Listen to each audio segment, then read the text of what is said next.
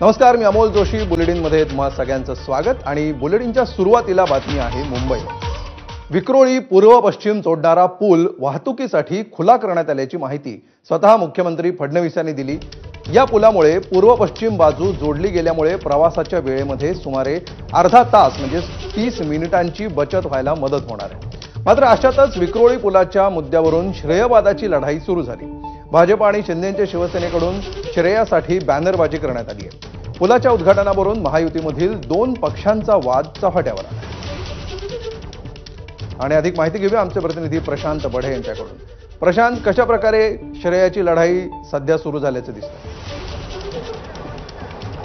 अमोल, मी ज्या पुलावर आता उभा आहे, अवघ्या काही मिनिटांमध्ये आता हा पूल जो आहे तो वाहतुकीसाठी खुला होईल. मात्र आपण सकाळपासून पाहतोय या ठिकाणी मोठी श्रेयाची लढाई आपल्याला पाहायला मिळते आहे. इथल्या बॅनरबाजी जर आपण बघितल्या तर इथे शिवसेना शिंदे गट असेल, शिवसेना उद्धव बाळासाहेब ठाकरे पक्ष असेल किंवा भारतीय जनता पार्टी असेल, यांनी आपापले बॅनर्स लावून एकूण हे कार्य त्यांनी केलेलं आहे. अशा प्रकारचं श्रेय या ठिकाणी जे आहे ते आपल्याला पाहायला मिळतं आहे. या अगोदर शिवसेना शिंदे गटाने या ठिकाणी येऊन उद्घाटन केलेलं होतं. तर आता आपण पाहतोय भारतीय जनता पार्टीचे सगळे पदाधिकारी जे आहेत ते या पुलावरून आता जात आहेत आणि हा पूल जो आहे अधिकृतरित्या जनतेसाठी खुला झाल्याचं जे आहे त्याची घोषणा होते आहे. माझ्याबरोबर दीपक दळवे आहेत. दीपकजी, दुपारी तुमच्या मित्र पक्षाने उद्घाटन केलं, आता तुम्ही जाताय, शिवसेना उद्धव बाळासाहेब ठाकरे पक्ष तिकडे आहे. एकाच पुलाचं 3-3, 4-4 जणांचं श्रेय.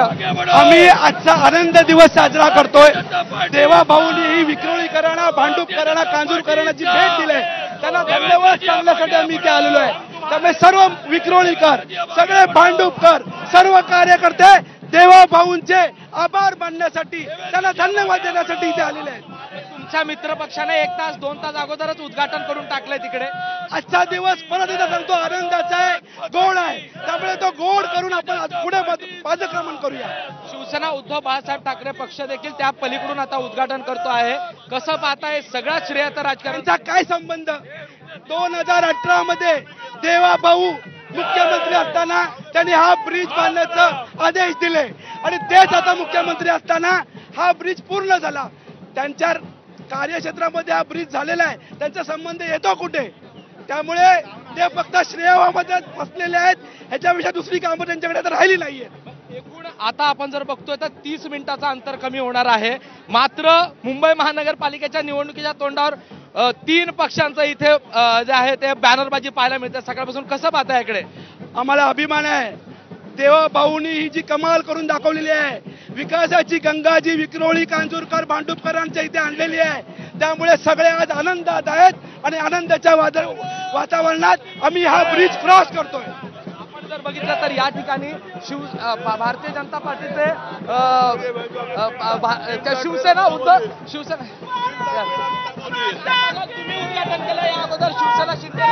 निश्चितपणे कार्यकर्त्यांच्या भावना प्रशांत तुम्ही जाणून घेत होता. आजचा आनंदाचा दिवस आहे आणि फडणवीसांच्या